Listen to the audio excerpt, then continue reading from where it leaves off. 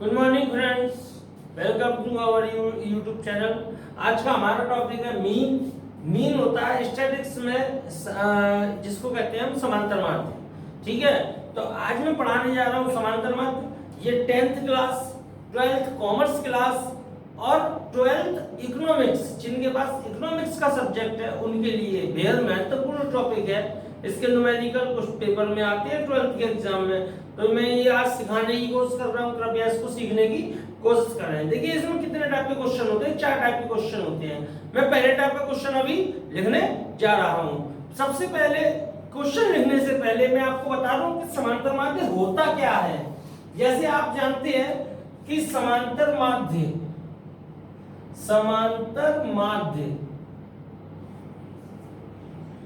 ठीक है, ये वो होता है कि जो आंकड़े दिए गए होते हैं, या डेफिनेशन है इसकी, दिए गए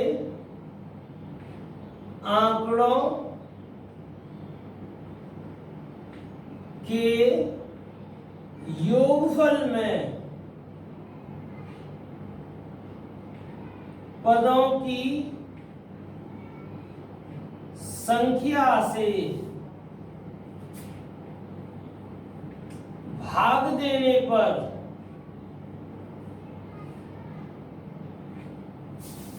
जो मान प्राप्त होता है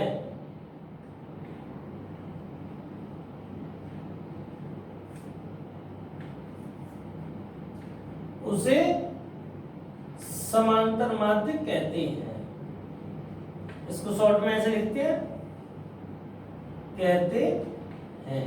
ठीक है, अब समांतर माध्य मैंने ये डेफिनेशन लिखी कि जो आपको आंकड़े दिए गए हैं उन आंकड़ों के योगफल में पदों की संख्या से जो आप भाग जाएंगे, भाग देने पर जो मान प्राप्त होगा उसे समांतर माध्य कहा जाएगा। ठीक है, अब मैं यहाँ एक क्वेश्चन लिख रहा हूं। जैसे ये क्वेश्चन है, क्वेश्चन 1 पहले टाइप का क्वेश्चन है ये, कि जब आपको केवल पद दिए जाते हैं, जब आपको केवल पद दिए जाते हैं, जैसे 2 3 5 3 7 2 1 5 का समांतर माध्य ज्ञात कीजिए।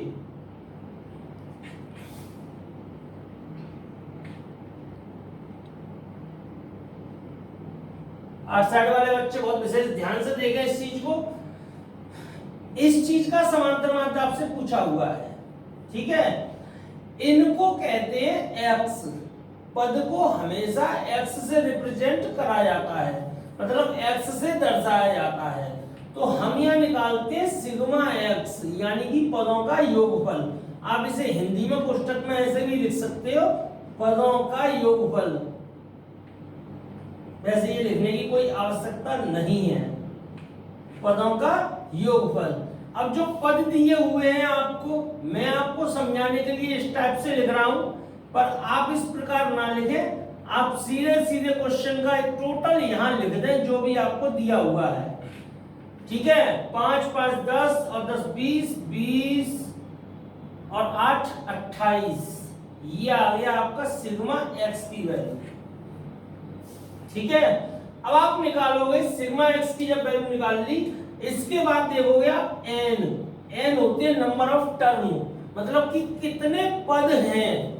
सिग्मा एक्स की वैल्यू निकालने के बाद आप देखेंगे कि आपके पास कितने पद आपको दिए गए हैं। तो आपको कितने पद दिए हैं, देखिए 1 2 3 4 5 6 7 8 पद दिए गए हैं। जितने पद दिए गए हैं वो n का मान होता है। इसका फॉर्मूला होता है, m से रिप्रेजेंट करते हैं इसको, कहीं कहीं a से भी रिप्रेजेंट करा जाता है। m से रिप्रेजेंट करते हैं, फॉर्मूला होता है सिग्मा x बटे n। तो सिग्मा x की वैल्यू 28 अपॉन n की वैल्यू 8। सॉल्व करेंगे इसको, 8 से डिवाइड करेंगे 28 में, 8 3 जा 24, बचे 4, 8 5 जा 40, 3.5 इसका आंसर आ गया। ठीक है, ये पहले टाइप का क्वेश्चन होता है। अब देखिए दूसरे टाइप का जो क्वेश्चन होता है, मुझे लगता है जहां तक है कि पहले टाइप का सवाल आपको समझ में आ गया होगा अब मैं आपके लिए दूसरे टाइप का क्वेश्चन लिखने जा रहा हूं, ठीक है। देखिए ये दूसरे टाइप का क्वेश्चन है जिसमें आपको पद दिए हुए हैं और बारंबारता दी हुई है। जरूरी नहीं है कि यहाँ पद लिखा हो, यहाँ ऊंचाई लिखी हो सकती है, यहाँ जो है प्राप्तांक लिखे हो सकते हैं, यहाँ किसी कक्षा में बच्चों की वजन लिखा हो सकता है, भाग लिखा हो सकता है, और यहाँ उनकी संख्या दे रखी होती है। तो जो चीज दे रखी है इधर वो होती है समांतर, वो होती है पद, और जो उनकी संख्या दे रखी होती है लेकिन वो कितने कितने हैं तो वो होती है उनकी बारंबारता। अब आप मेरा पहला पॉइंट तो समझ लीजिए कि जो पद दिए जाते हैं उसको लिखते हैं हमेशा x से, और जो बारंबारता होती है उसको लिखते हैं स्मॉल f से, ठीक है। यहां हम लगाते हैं योग,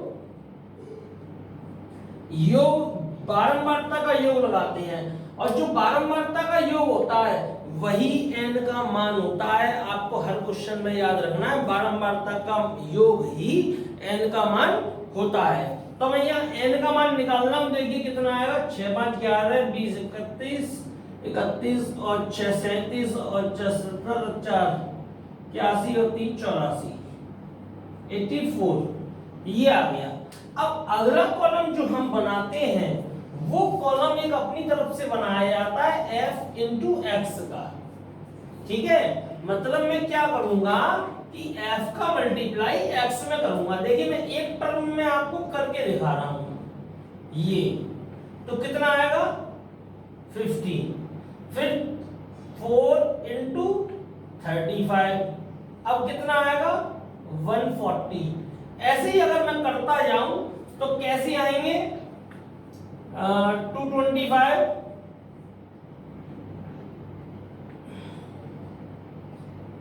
46 मल्टीप्लाई 65, 46 मल्टीप्लाई 65 जो होगा वो कितना होगा, देखिए मैं बता दे रहा हूं आपको, 46 मल्टीप्लाई 65, तो इसका मल्टीप्लाई आप कर लीजिए कितना होगा, 40 का मल्टीप्लाई कर लीजिए पहले 65 में,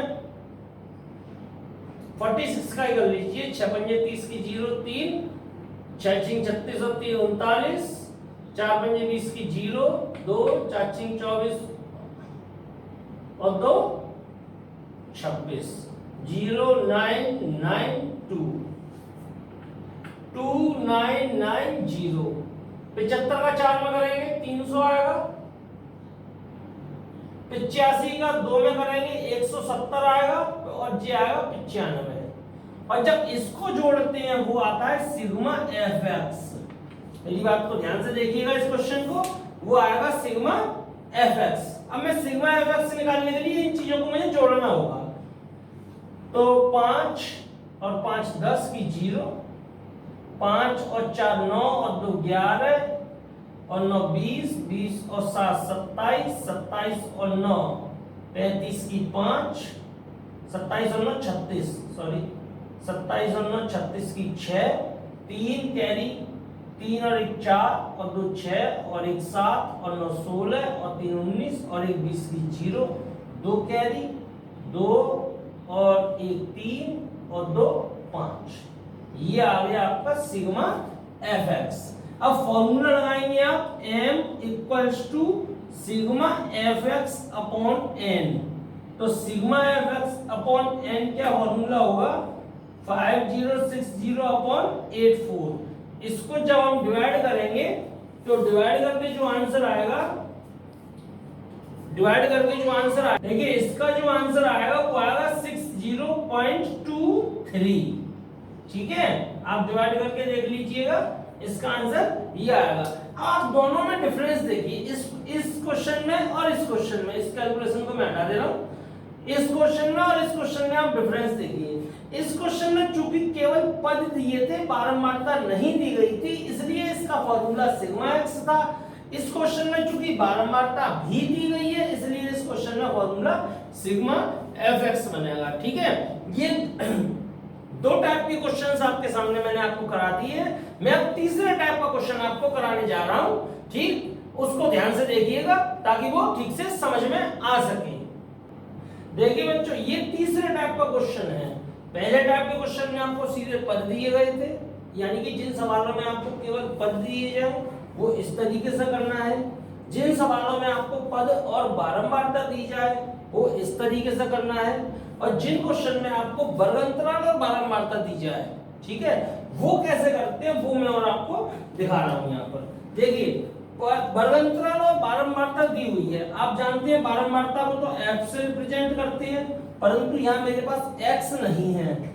जब x नहीं है तो मैं यहाँ निकालूंगा मध्यमान, इसको बुक में मध्य बिंदु भी बोलते हैं, तो उससे कुछ जो है डिस्प्यूट क्रिएट मत करना, मध्यमान या मध्य बिंदु एक ही बात होती है।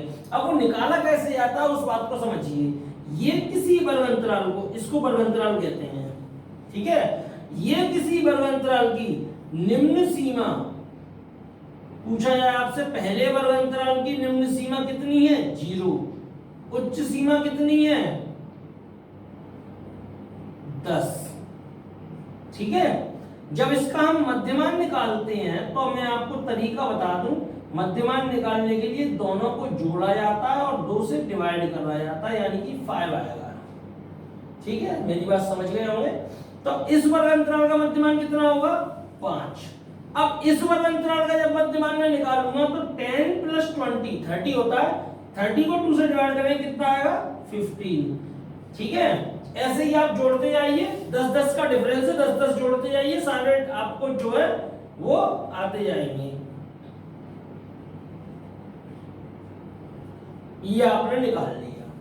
ये मध्यमान होता है, वो होता है x। इन क्वेश्चन में मध्यमान x का कार्य करता है, ठीक है। अगला कॉलम आप बनाएंगे f इंटू एक्स का। अगला कॉलम आपने बनाया f इंटू एक्स का, f इंटू एक्स, वही सीधी सीधी बात है, इन दोनों का मल्टीप्लाई 20, इन दोनों का मल्टीप्लाई 120, इन दोनों का मल्टीप्लाई 250 और 75 325, इन दोनों का मल्टीप्लाई 350 और इन दोनों का मल्टीप्लाई 225, ठीक है। अब देखिए बारंबारता को जोड़ते हैं वो n की वैल्यू होती है, तो 4 8 12 12 13 25 और 5 30 और 10 40, और इसको जोड़ते हैं वो आता है सिग्मा fx। अब मैं इसको जोड़ रहा हूं, 5 और 5 10 की 0 1 कैरी, 2 4 5 और 2 7 और 2 9 और 5 14 की 4 हासिल 1 2 और 3 5 और 3 8 और 2 10 1040 सिग्मा fx की वैल्यू आ गई। n की वैल्यू आपके पास है। अब आप यहाँ फॉर्मूला लगाएंगे m equals to sigma fx, formula change नहीं होता है इसमें फॉर्मूला चेंज नहीं होता है, और सिग्मा fx की वैल्यू 1040 अपॉन n की वैल्यू 40, 0 से ये 0 कट हो जाएगा, जो बचेगा 104 अपॉन 4, तो इसको जब आप डिवाइड करेंगे तो 4 2 जा 8 4 6 जा 24 26, इसका जो है आंसर आ गया। ये तीसरा क्वेश्चन था, तीसरे टाइप का क्वेश्चन था जो अर्थमेटिक मीन में ये अर्थमेटिक मीन में आता है, इसको अर्थमेटिक मीन भी बोलते हैं, समांतर माध्य, ठीक है, या मीन भी बोलते हैं, या हिंदी में इसको समांतर माध्य बोलते हैं। ये 3 टाइप के क्वेश्चंस आपके सामने हो चुके हैं। एक चौथे टाइप का क्वेश्चन और होता है जिसके कुछ नाम हैं, यदि वो पर्टिकुलर पेपर में नाम से आता है कि इस नाम से इस मतलब उस विधि का नाम लिखा होता है कि इस विधि से इस क्वेश्चन को सॉल्व करना है, तभी आप उस विधि का इस्तेमाल करें, अन्यथा आप तीनों टाइप के क्वेश्चन मैंने बता दिए कि या तो संख्या ऐसी दी होंगी या ऐसी दी होंगी अथवा ऐसी दी होंगी, तो आप इन तीनों का यूज करें। पर अगर उसका नाम लिखा हुआ आता है क्वेश्चन पेपर में तो आपको उसी विधि से सॉल्व करना होगा। अब मैं जा रहा हूं उस विधि की ओर, ठीक है। देखिए ये 4th क्वेश्चन है।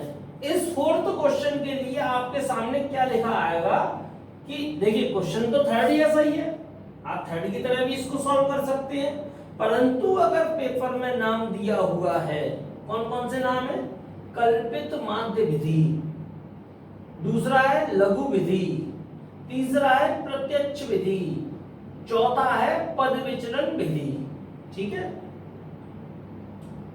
लघु विधि शॉर्टकट मेथड, प्रत्यक्ष विधि डायरेक्ट मेथड, पद विचलन विधि स्टेप डेविएशन मेथड।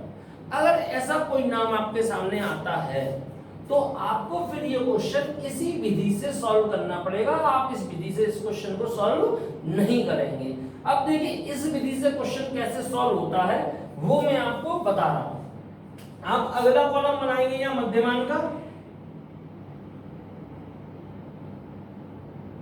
मध्यमान आपको पता है कैसे निकलता है, 5, 15, 25, 35, 45 और 55, ये इसका मध्यमान निकला। आप बखूबी जानते हैं कि जो फ्रीक्वेंसी होती है, जो बारंबारता होती है, उसको हम एफ से रिप्रेजेंट करते हैं। वैसे इसको और क्लास इंटरवल को CI लिखते हैं, ठीक है, मध्यमान को x लिखते हैं। अब ध्यान देने वाली बात ये है कि x में से ही किसी एक को a मान लेते हैं। आपकी जो मर्जी हो आप उसको a मान लेना, वो कोई मैटर नहीं करेगा आपके आंसर पे, लेकिन कोशिश करना कि बीच वाले को a माने, क्योंकि बीच वाले को जब आप a मानते हैं तो कैलकुलेशन आसान हो जाती है, ठीक है।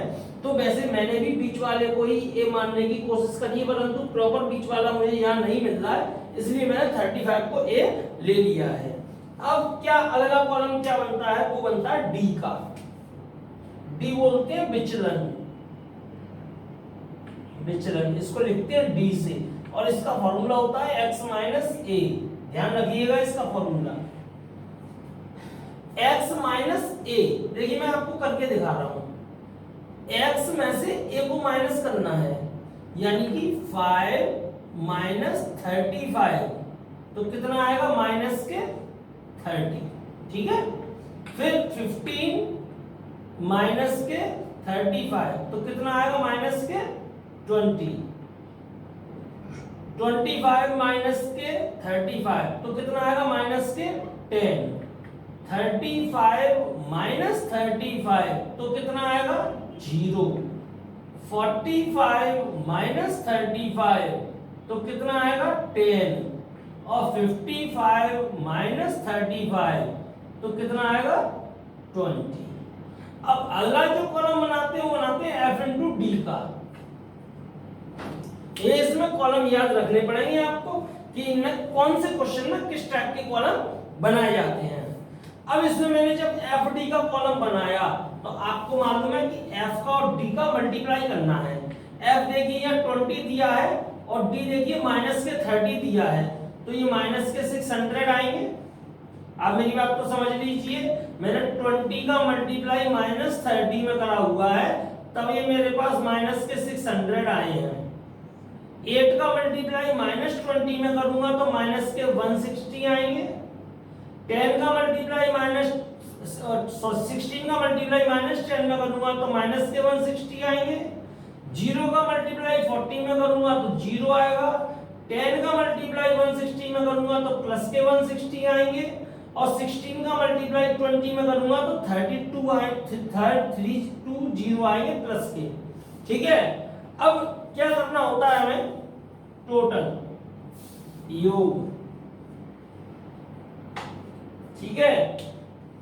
हाँ, बारंबारता का योग 16 16 32, 32 और 8 40, 40 और 20 60, 60 और 10 70 और 10 80 और 10 90। n की वैल्यू आ गई 90, ठीक है। और कोई वैल्यू निकालनी नहीं है, यहाँ आपको निकालनी है सिग्मा एफ डी की वैल्यू। सिग्मा एफ डी की वैल्यू निकालने के लिए आप क्या काम करते हैं कि जो माइनस माइनस की वैल्यू है उनको एक जगह ऐड कर लीजिए आप। तो ये माइनस की वैल्यू कितनी आएंगी, 6 7 8 920 माइनस की, ठीक है। ये वैल्यू जो आएगी 600 700 800 और 120, तो 920 आएगा माइनस का। ये मैंने ऐड करा प्लस का, ये आएगा 480। अब देखिए, जब आप जानते होंगे जब अपोजिट साइन होते हैं तो नंबर ऐड होने पे भी माइनस हो जाते हैं। अब मुझे क्या करना होगा, यहाँ माइनस के 920 और प्लस के 480, ये माइनस करने होंगे। 0 12 में से 8 गए तो 4 बच्चे, और 8 में से 4 गए तो 4 बच्चे, माइनस के 440 बच के आ रहे हैं। ठीक है, जो नंबर का साइन, जो साइन का नंबर बड़ा होता है वही साइन लगाते हैं, तो यहाँ आएगा माइनस के 440। ठीक है बेटा। अब इसका जो फॉर्मूला होता है वो फॉर्मूला होता है m equals to a plus sigma f d upon N.